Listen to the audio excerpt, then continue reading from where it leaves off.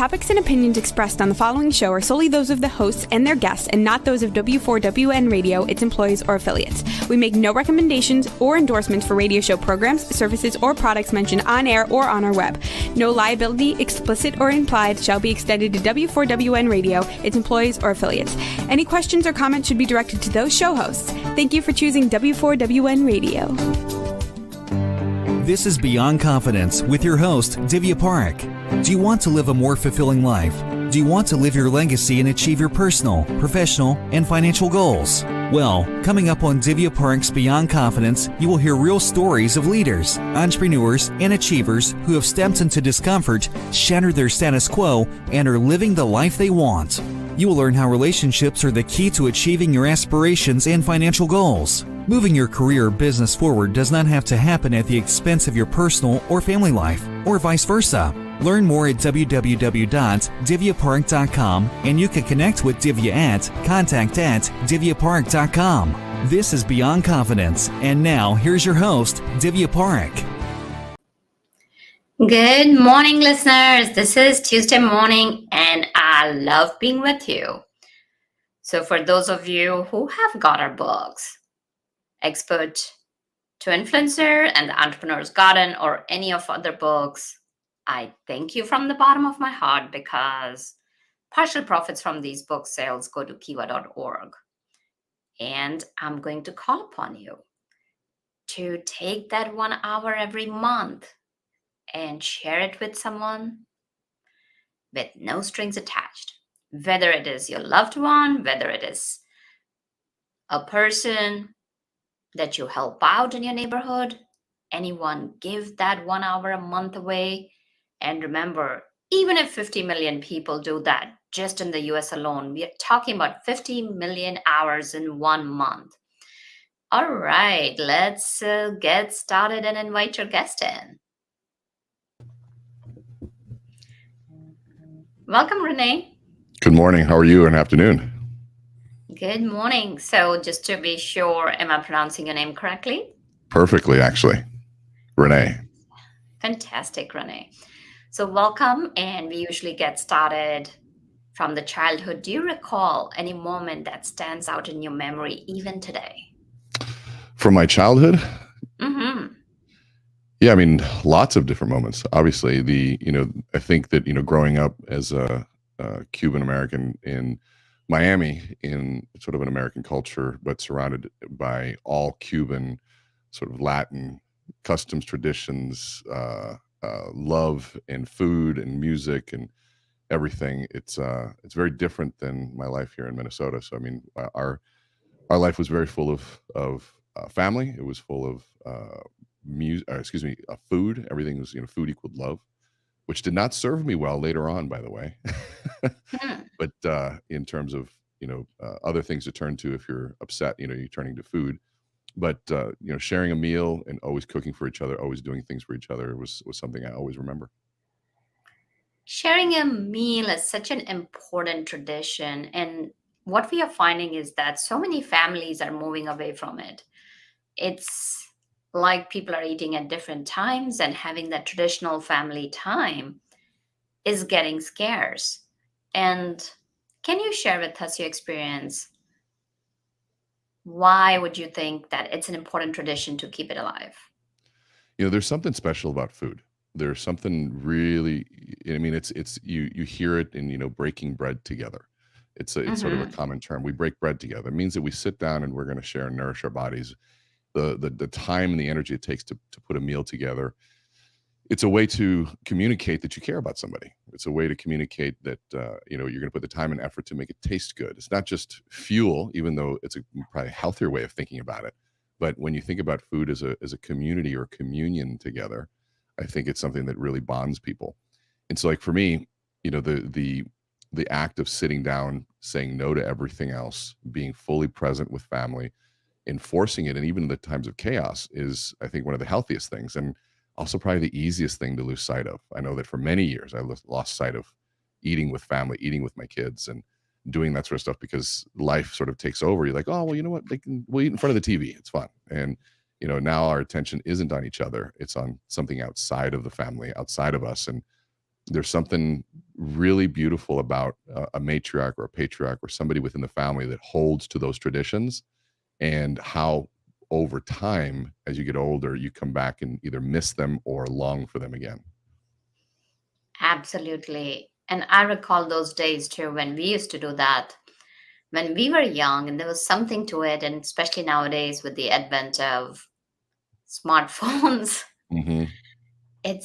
we have become so addicted to those smartphones that so many of my clients will complain that I hear my children giggling, and when I peek in, they're sitting next to each other side by side and texting each other. Yeah. So definitely those meal times are important. So as you grew up, did you have a desire that you wanted to become, let's say, a lawyer or a firefighter, or did you have any ambitions for any particular career? As I was always told that as a kid, I'd go drive by any office, a big office building, and I'd tell everybody that's where I worked. And the biggest office buildings there were, that's where I worked. And, I would say it in Spanish, and you see that office over there? And that's where I work. And I was 3 and 4 years old. And for some reason, there was something about big office buildings that I always wanted to see myself work in. And obviously now I work out of my house, but my clients all work in big office buildings. So I guess technically I sometimes get to work out of really cool big offices. Got it. So where did your life's journey take you? So for me, basketball was my love. I loved playing basketball. There was the discipline and a goal setting piece that kind of made you focus as a kid. And I didn't see it that way, but it was something. In hindsight, I was probably looking for the attention of the coach and the approval of coaches and other people, since my father was never around. So I looked at coaches as sort of that father figure. But it kept me on the straight and narrow, and thinking every year, how do I get better? How do I get better? My career wasn't an easy one in terms of, I wasn't a very good basketball player in the beginning. And, I was a little bit heavier, I was bigger. And so moving wasn't as easy, but I had the mentality for it, and I had the discipline to keep pushing. And so every year, I wouldn't play, and it's okay. The summer is my year. And I'd practice all summer and come back a little bit better. And then I wouldn't get playing time. And then I'd say, it's okay next year. And then I kept learning how to say, it's okay next year. It's okay next year. And then I got a chance to play the state championship in our senior year.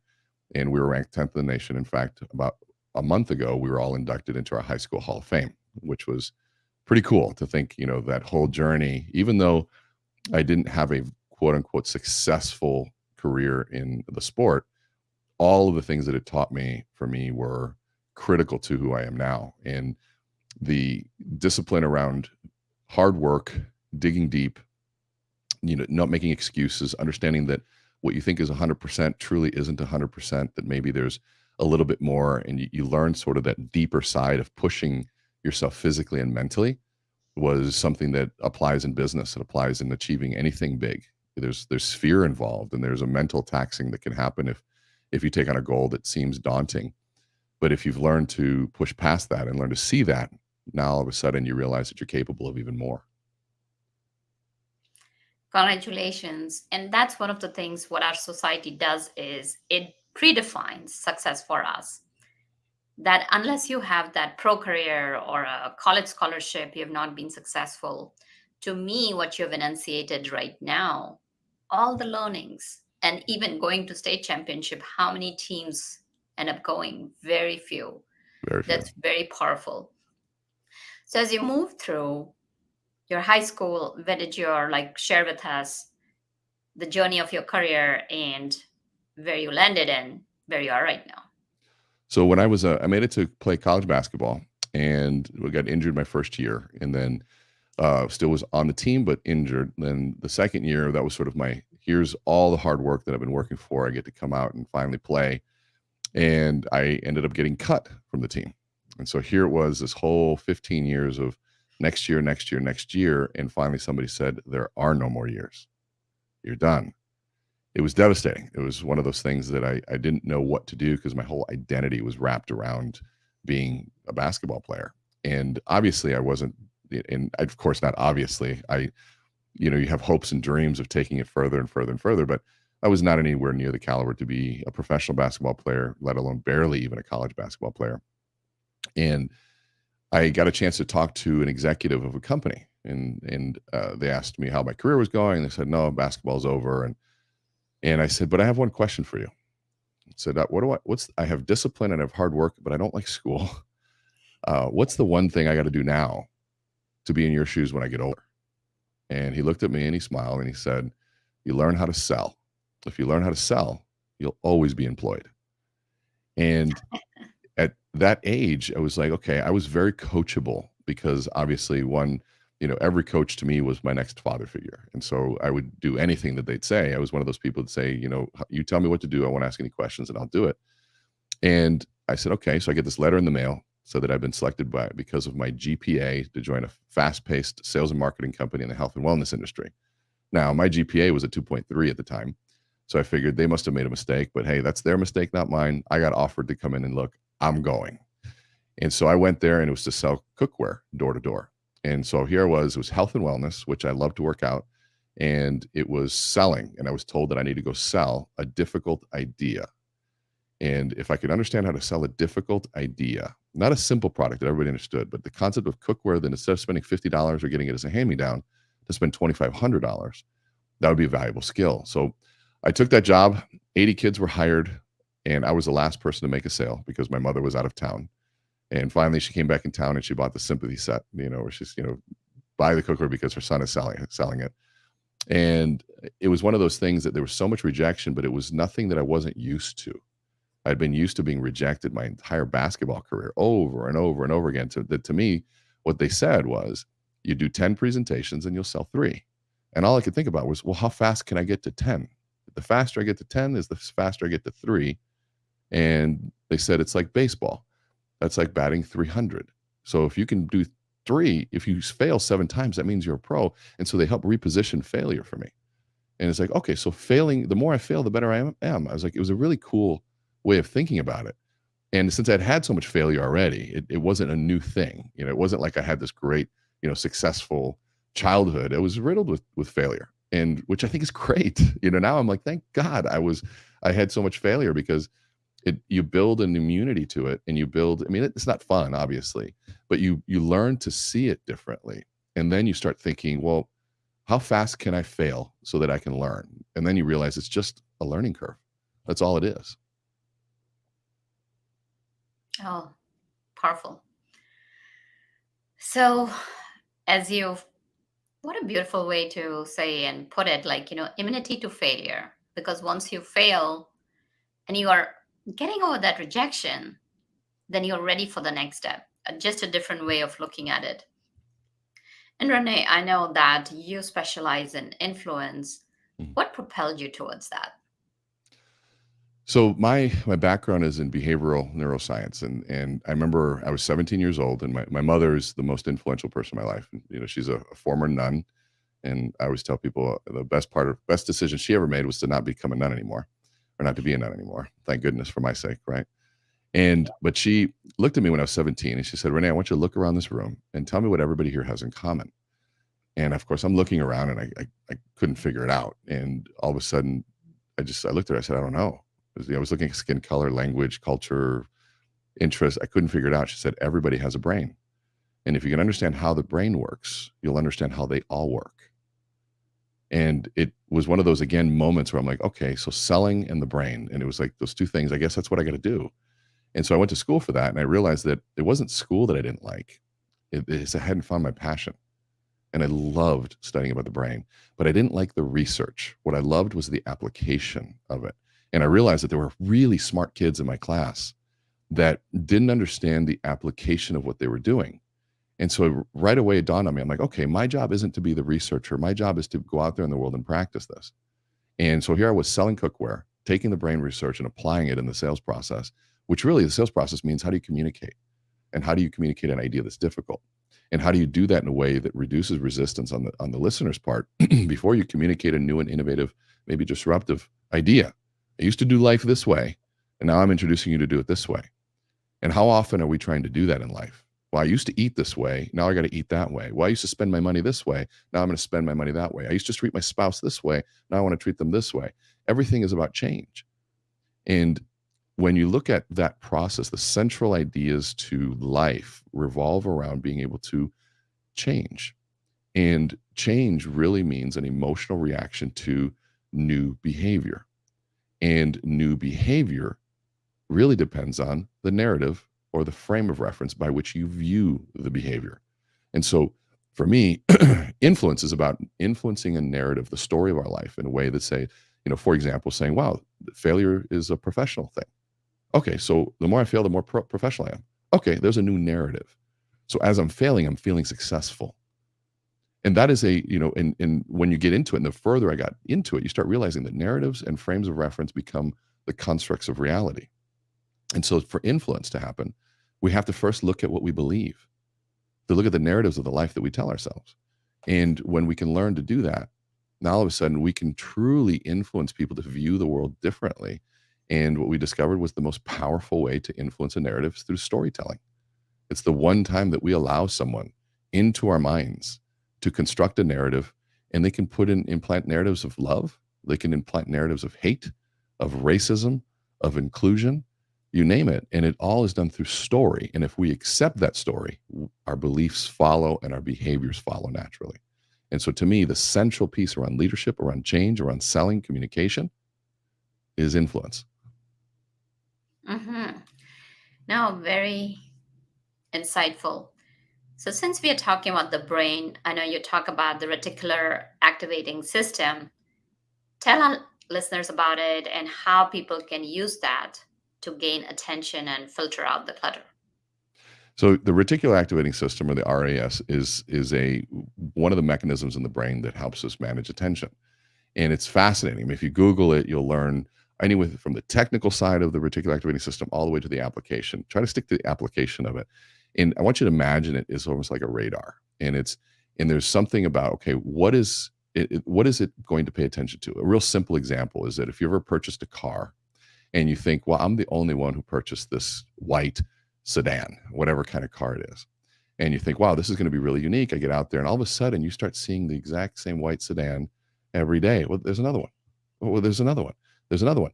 The reticular activating system has the ability to what's called selective attention, because there's so many things in our visual field, but very little of it is in our attentional field.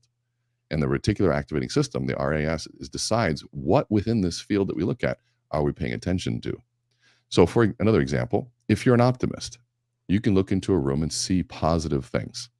You can see the positive outcome. If you're a pessimist, you can look into the same exact room and you're going to see the negative things.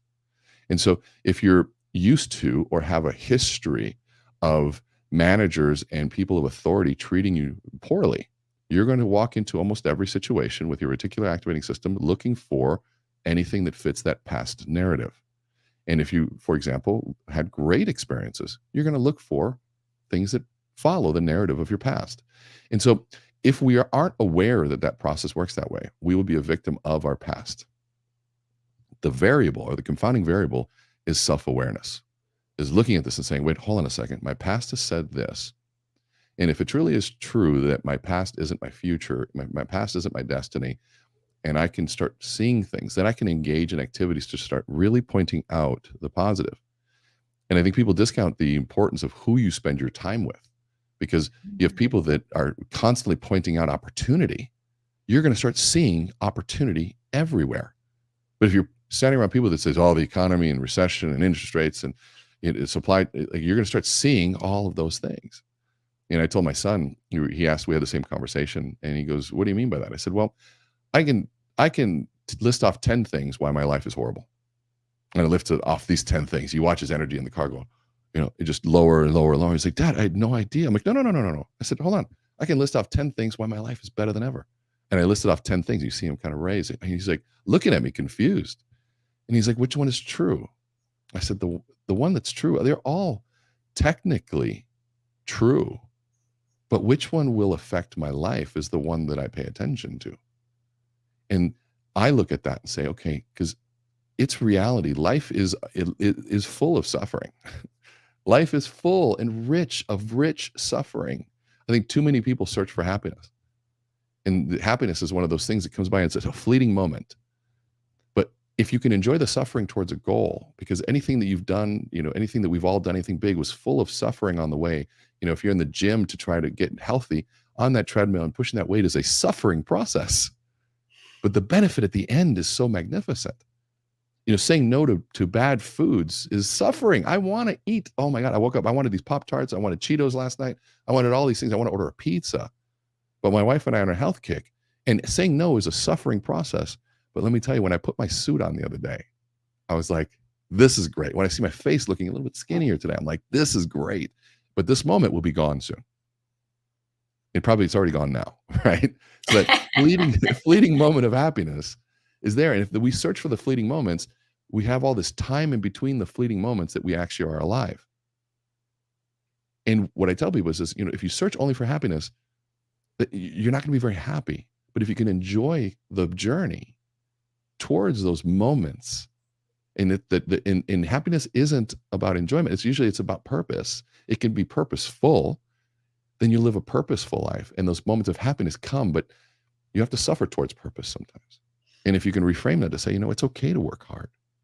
In fact, every single religion and every book talks about hard work and what we go towards. And, I know a lot of people talk about life balance, and I know this is a semantic question of life balance. I've never liked the word balance because of the literal interpretation, because anything, because you look at Maslow's hierarchy, you say, okay, well, we want self-actualization, which means the maximization of what I'm capable of.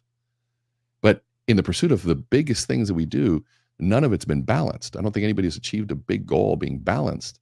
But I think there's another word, which might be harmony.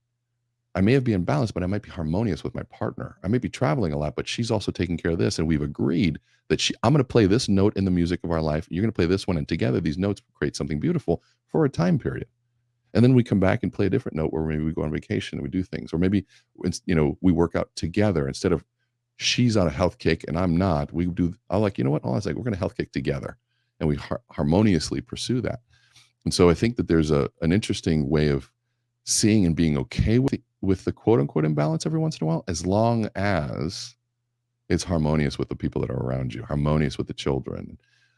So all that, I think, is a fun topic that is, I think, never ending and always enjoyable to kind of get into.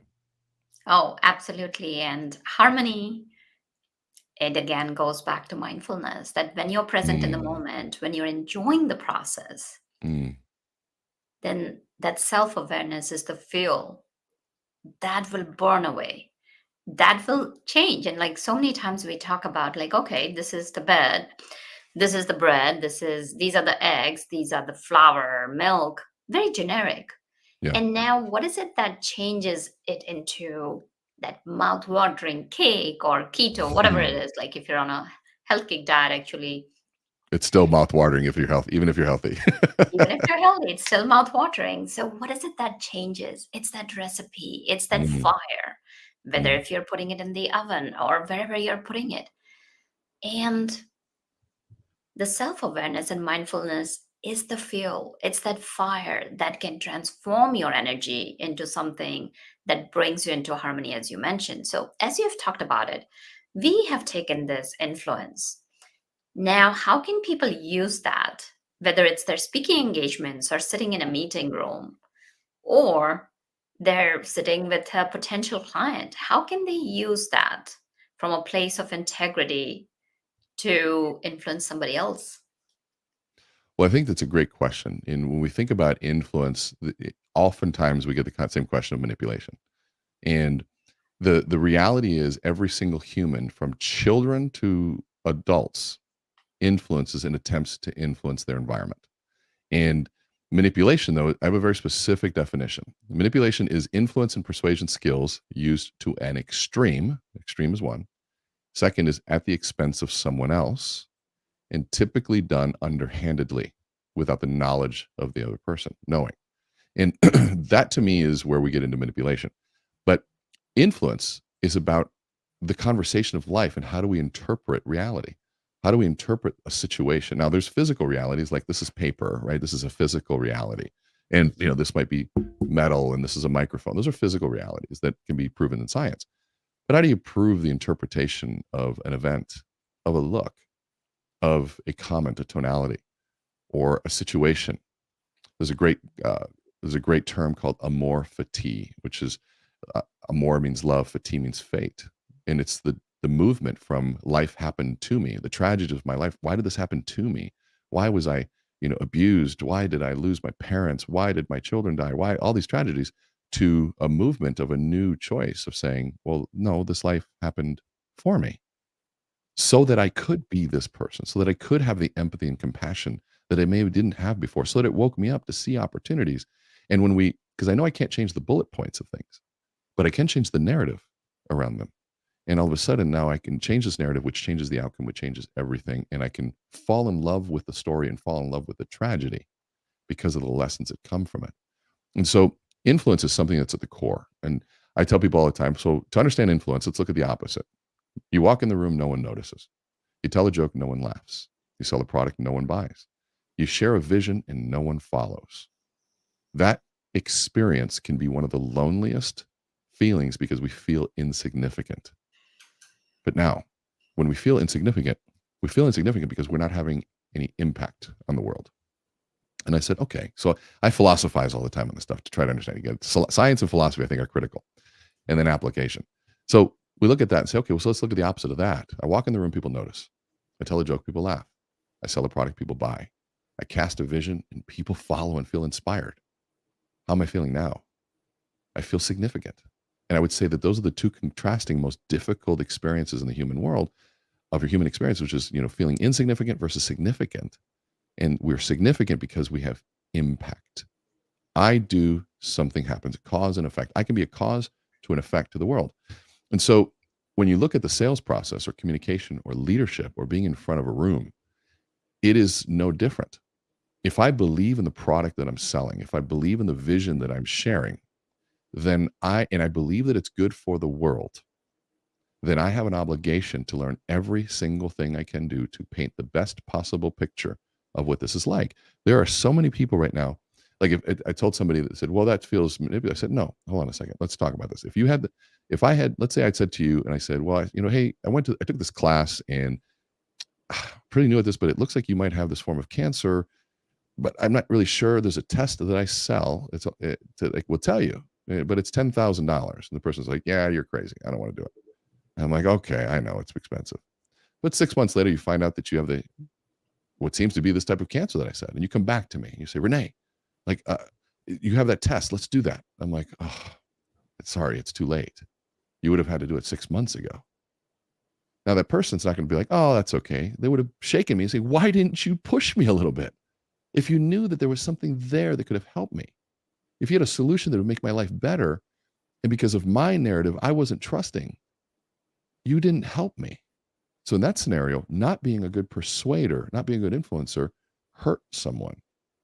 And I believe that there are a lot of great ideas in the world, a lot of good people that think clearly, a lot of good people that have great ideas and their heart is in the right place, but they were never taught how to communicate it to the world.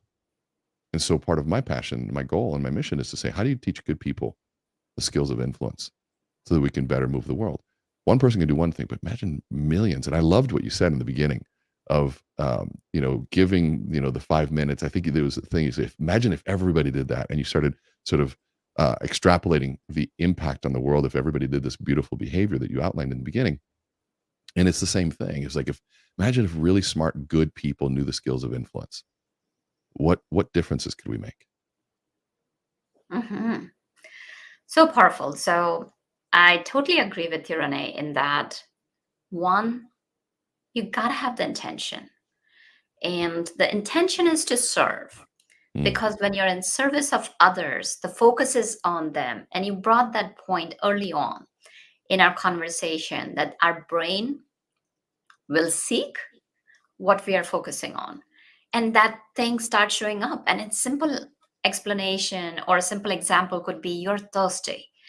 When you enter your kitchen, your eyes is like automatically seeking either your refrigerator, that ice, or that water fountain.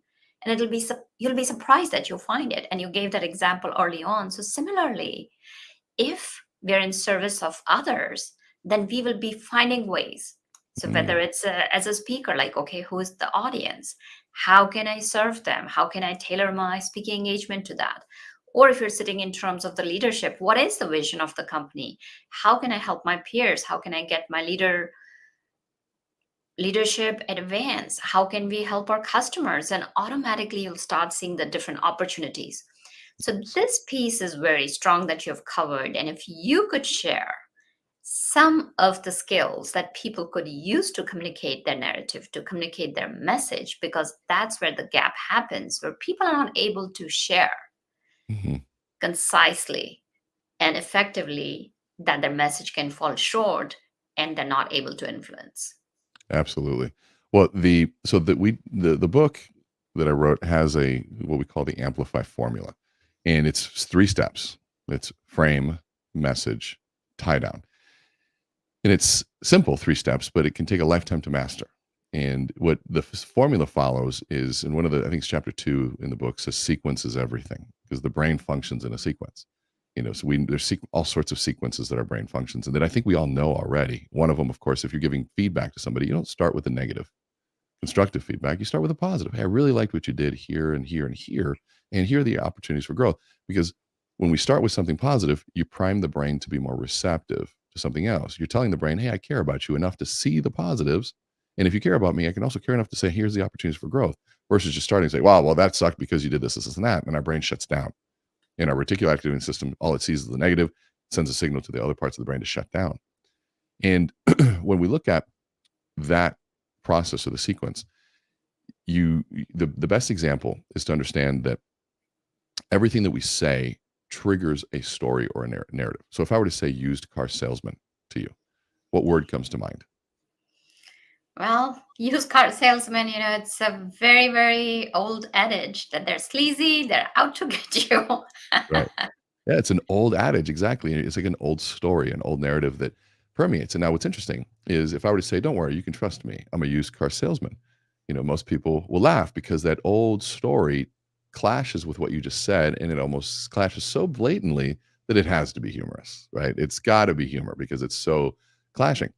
And so, but my grandfather lived in Cuba, and he saw that the Cuban Revolution was coming. And so he realized he had to get his family out of the country. So he had this idea to write a letter to the president of the United States at the time and said, if you can get me and my family out of this country, I will come and fight for yours.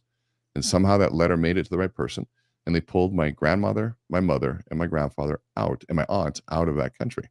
And he served in the American Armed Forces for 8 years.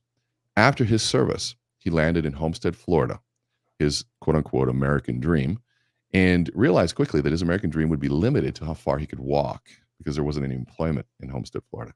But there's somebody who believed in my grandfather, somebody who saw what he did for this country, and got him into an older vehicle. And that older vehicle gave him the ability to extend his reach by 25, 50, sometimes even 100 miles, finding better employment, more income, changing the trajectory of his life, my mother's life, and ultimately my life. That person who believed in my grandfather was a used car salesman. And so now there's a different sequence. Instead of starting with used car salesman, I shared a story, or what we call a frame. That story of who this person is, and a story of a backdrop of something that's going on. And because we heard used car salesman in the context of the story, we have a completely different outcome. And see, the way the brain constructs reality is, if we talk in the here and now. What's your price? And you give the price. What's your favorite color? You give your favorite color. What do you do for a living? I'm a used car salesman. The way that we understand the here and now is by accessing the past memories and experiences and frames of reference to pull to the current, future, or current situation and construct a reality. And if my past experience happens to be negative, I'm going to construct a very negative reality in front of me. So what we teach is that let's not let the brain do that and not know the outcome. Let's start with how the brain works, and let's start with a frame, which sets the context. It sets the meaning behind what's going on. It tells you a bigger picture. And here's the thing. Everybody we meet in the here and now, and our brain automatically goes back and fills in those gaps. But if we can learn to tell, and when we're talking about change management in organizations, what we're really doing is, how do we help people see the story behind who they are? And once they see the story behind who they are, the benefit of the doubt kicks in, because we have so many gaps in our communication that the brain doesn't handle, and it constantly fills those gaps with experiences based on past experiences. Now, once we know the story, we fill the gap of knowledge, what we call the narrative gap, with the person's story, even if they're not around. And so we have to begin with this concept of framing, and framing sets the tone. And so somebody says, so tell me something you're proud of. I did this with an interview. And the executive says, well, I got straight A's my last year in school. Very proud of that moment. Now, they answered the way they were always taught, short, concise, and to the point. But since they didn't give any frame, it's automatic that my brain has to frame it, because otherwise how will it have meaning? And so I said, oh, so straight A's your last year in school, so you're a procrastinator? Are you going to procrastinate for us as well? Now, it's in an interview, so I have to extrapolate what it means to me. And the person looks at me like I'm crazy. I said, oh, sorry, did mommy and daddy pay for school so you didn't have to work that hard? And now they've got a tear in their eye. I said, look, Janice, I didn't mean that. You didn't give us a frame, so I have no idea what straight A's your last year in school means. But I do know it was important to you, wasn't it? She just nods her head and says, yeah. I said, why? And wait till when she hear what she says, changes the entire conversation when she said, when you've been surrounded by adults as a kid that tell you you're stupid, you tend to believe them. And something happened my last year in school where I looked myself in the mirror and said, I'm going to believe them forever, or I'm going to do something about it. And damn it, I did something about it. And all of a sudden that story changes. And so that you start with a frame, which is a story. Somebody says, so what do you do? Or tell us something you're proud of. You don't start with, I got straight A's. You start with, growing up, I was surrounded by a lot of adults that told me I wasn't real smart. And when adults speak to you that way, you tend to act that way. But there's something happened my last year in school where I looked myself in the mirror and I said, either I'm going to believe them forever or I'm going to do something about it. So I went out and got the help that I needed, put my nose to the grindstone. And I'm proud to tell you, here's where I answer the question, the message, that I got straight A's my last year in school. Now that sounds better and it moves you emotionally, but it doesn't create influence yet. Influence happens with the third part, the tie down, where the person answers the question of what this means to you. And so they said to them at that point. So I got straight A's my last year in school. Now, it's Divya, right? Divya? So I pretend you're my employer or the person interviewing me. So Divya, I'm assuming if I do get a chance to work with you and your team, there's going to be times where we're going to be facing some pretty big challenges, maybe some insurmountable obstacles. But I promise you this, if I do get a chance to be on your team, I will be out there next to you, if not out in front, overcoming those challenges in the same way I overcame them in my own personal life, except for this time for you and for your team. Frame, message, tie down. And so the frame sets the tone, controls the meaning, because I'm the one trying to communicate something. We have a hard enough time communicating things. So we have to do context setting, framing, set the narrative so that the message is heard in context of the intended communication. And then at the end of that, to wrap it all together and say, but really what this means to you in your specific situation, in your unique position, and what you're looking at means this. And that's how all three of those come together. Yeah, no, very powerful. And can you give us a very quick insight into the Aristotle's 3, Ethos, Petals, and the 2 that you have added to it? Absolutely. So Aristotle was the first person to talk about argumentative thought and persuasion. And this was 2,000 years ago. And what he said is that there's a 3-legged stool, or what he calls this rhetorical triangle, that have to happen in an argument or in a persuasive conversation. And the first one he talks about is ethos. Now, ethos is your credibility and your character. And so to understand ethos, look at the opposite. Imagine me doing a class on the menstrual cycle and the challenges that women go through. Now, yeah, exactly. You'd be like, what are you doing, Rene? One, you've never had a menstrual cycle, and what do you know? And it's like, or me doing a class on how to grow rich and beautiful hair and how to maintain it. Well, if you're listening to this, I'm bald, so I'm probably not the person with the credibility or the ethos to teach this class. The person who doesn't, who's poor, teaching you how to make money, the person out of shape, telling you how to lose weight. We've seen the scenario so many times. And so ethos is about, what is your credibility? So somebody has doctor in front of their names. That is a strong ethos move. Now, that's not all of it, but it's part of the piece, right? Or a PhD, or somebody who, it's, the way that they dress, the way that they come in, the way they approach, all of those things. Even, unfortunately, the car you drive contributes to your ethos. Now, in some scenarios, the car you drive makes you look stupid, right? So there's some people out there that go, they spent that much money on that car. What other stupid financial decisions are they making? Which then hurts ethos. So there's a diminishing return, right, on the money invested. But, so there's a lot of ways to look at that. Are you the one that wrote the book? Writing a book gives you ethos. Writing the article, having a podcast and being live TV or live radio is something that it really does help your ethos. And so ethos is that credibility to your character. It's the essence of who you are. It's where you are most comfortable. It's your lane. And a lot of people find themselves out of their lane in talking about things that really they don't have ethos. The person who's brand new in business, trying to pretend to be an expert. And I try to help them all the time. They said, well, I don't have any ethos. I have no experience. I said, no, experience is one form of ethos. But you're new, correct? And I'm like, do you have ethos in the refreshing nature of being new and hungry and being able to work hard? They go, yeah, that's all I got. I said, then there's your lane. Yeah, I may be new at this, but I'm going to work harder than anyone else. And I'm going to get the answers faster than anybody else because I've got a great team behind me. So I'm here to work for you. And so all of a sudden, like, yes, I love refreshing energy, and it's authentic and it's true and it's real. It's their ethos. Pathos is the emotional connection. So you can have a doctor who has great ethos says, Rene, you got to, lose weight and eat better, but they don't have any pathos. So I say, okay, great, doc, thanks. I'll start next week. Well, why not now? Because pathos is what drives behavior. It's the passion. It's the emotion.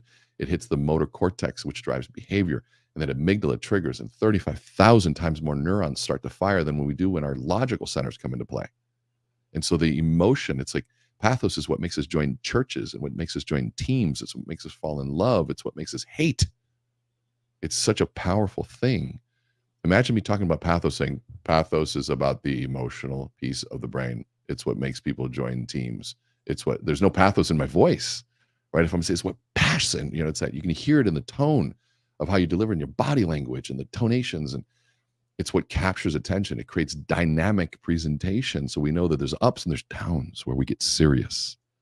And then we bring it up and we do things like that, and it triggers that emotional piece. But it's critical in how we communicate things. There's so many people that only focus on the third one, which is logos, the logic. They think logic is what rules.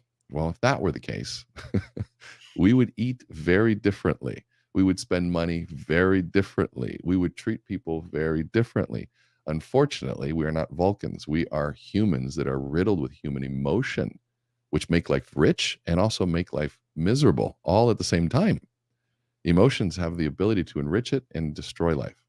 And so, but it's critical. So logic, it's got to make logical sense. So I may trust who you are as a doctor and the passion, wow, it's there. But if I don't understand the plan, the logical part of it, I don't know how to act. And so there's the importance of, why we're good storytellers, and why I also talk about the science behind things that are happening, and also try to be a practitioner of what's going on. You don't usually hear me say ums and ahs, not because I think they're bad, but I have to be a practitioner of what I'm talking about. I have to be okay in the silence and the pauses and the delivery of what's going on, and having thought through the ideas so that ethos stays intact and tell those stories with a sense of passion, but also have the logic to back it up. So that three-legged stool is what makes for a very powerful persuasion and influence. The other two that we call the forgotten two, or something that I learned years later, around Kairos and Telos. So Kairos comes from the word chronology. And so Kairos is around the timeliness of our talk. Timing is everything.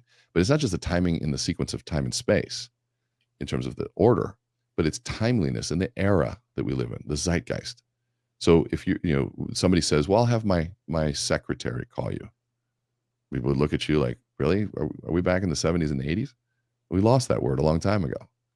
I made that mistake 15 years ago by saying, I was telling a great story about a plane crash that I was in. We had landed, lost hydraulics, we crashed into another plane. And I said I said that the stewardess came running up down the aisle bleeding and told this whole story.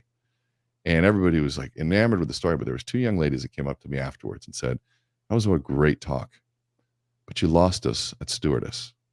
We're flight attendants. And they stormed away. And at the time I was like frustrated, but the reality was I hadn't kept up with the times. As a speaker, as a leader, we're held to a different standard. We're watched, we're listened to, and people are going to judge everything that we say. So we have to keep up with the times. It's like somebody saying, well, you have it on VHS right now? Like, VHS? I was literally last week, I was introducing a big speaker. I think it was a big speaker. And I said, roll the tape. Like, there aren't tape anymore. It's digital, right? And somebody said, wow, you sound 90. And I was like, oh my God, I can't believe I said roll the tape. And it's like, that's like, you age yourself, but then you sound out of touch and you don't sound with the times. And so there's also a timeliness of compassion. Is this a time for a joke, or is this the time for listening Is this a time for continual complaining, or do we need to buck up and move forward? And the languages that we have, like right now, language is critical. And whether we like it or not, people pay attention to the words and the pronouns and everything that we say, and they're waiting to either judge you or accept you based on it, which I find always fascinating, that the people that tout inclusion are sometimes some of those non-inclusive people, right? We have to include everybody. That means even people that are trying to learn a new language set that unintentionally still use poor language. And so so that's what Kairos is. And Telos is the literal translation or literal meaning in Greek for end. It's the purpose of your talk. Telos is the goal. It's why am I doing this? It's if you lose sight of Telos, we tell our speakers that they begin to ramble. And they say, well, I'm rambling. I said, because you've lost sight of Telos. Where are you going with this? Well, I'm trying to communicate that there's still hope and opportunity. I said, well, then get back to that message and you find your way. If you're on a golf course, it's the pin, it's the hole that you're trying to get at. If you lose sight of that and you're just swinging a club, well, which direction are you swinging it in? So ethos, pathos, logos, Kairos, Telos. Very powerful. And Rene, thank you so much for just opening up and sharing your wisdom with us. Where can people connect with you, and where can they find your book? You can look at meetrene.com. Here's on my website. It brings you to everything. My website has my book, Amplify Your Influence. Can get it on Amazon. Our Audible comes out on August 9th. I'm actually the one reading it, which is good. Had to audition for that, which I thought was pretty funny. And we have a podcast that's free as well. You can find it on Spotify, Apple Podcasts, and also on my website, meetrene.com. Everything will lead you to that. Well, thank you for joining us. And I will say also follow me on Instagram. That's a big one. See, there's my Kairos. I'm learning to ask for that because there's so much content. That's probably the best way to communicate with me is on See Rene Speak, SEE Rene RENE Speak on Instagram. Well, fantastic. Listeners, I'm sure that you have enjoyed this show. Follow Rene, check him out for further content and learning more about influence. And as you all know, I am a fan of influence and champion of influence, because when you are just being and when you are in service of others, impact follows. So thank you, Rene. Thank you, listeners, for joining us, because without you, the show would not be possible. Reach out to us. Ask us what stories, what expertise, and what problems can be solved for you, because we are here to serve and support you to live a better life and excel and achieve success on your terms. And thank you, Juan, for making the show possible. Until next Tuesday, be well and take care. Thank you for having me.